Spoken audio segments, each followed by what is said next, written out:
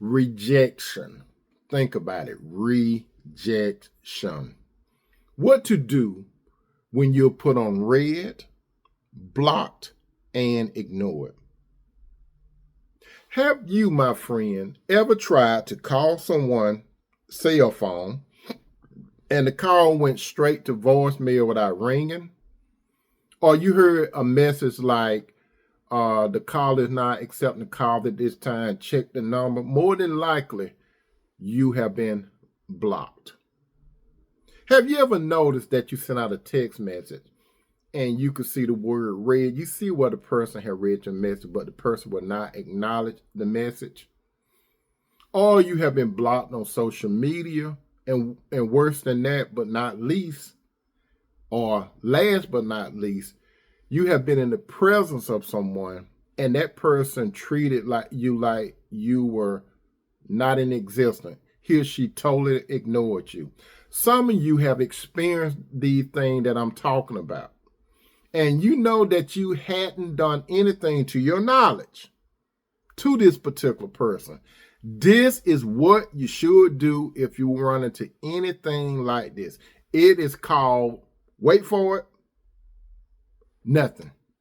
Do not do nothing. If a person does not want to communicate to you what you have done or not done, one of the worst things you could do is call his or her cell phone or leave a long pleading message or send out a text or email begging the person to acknowledge you, or working through somebody else, a mutual person, to see what's wrong and try to get you and that person back together. Don't do any of that, because the person have answered your question, and the question is, he or she doesn't want anything to do with you.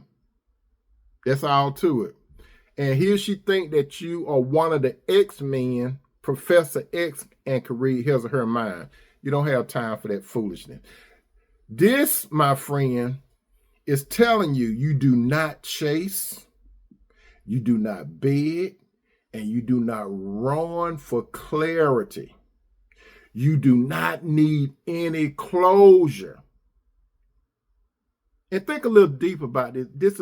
It could be a very spiritual thing. Have you considered that being rejected does not have to be a negative thing for you? Maybe God is working behind the scenes to close the door on that particular relationship, because some people cannot go with you. When God have a plan for you, they cannot go through the door with you.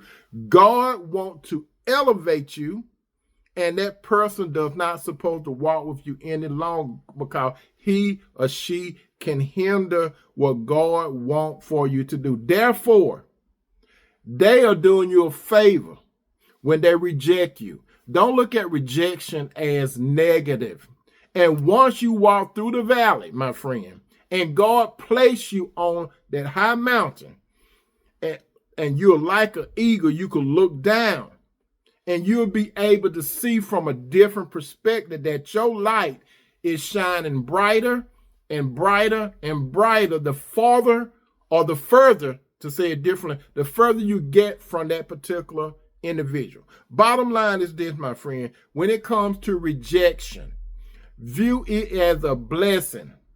Never look for closure. Just walk away in silence.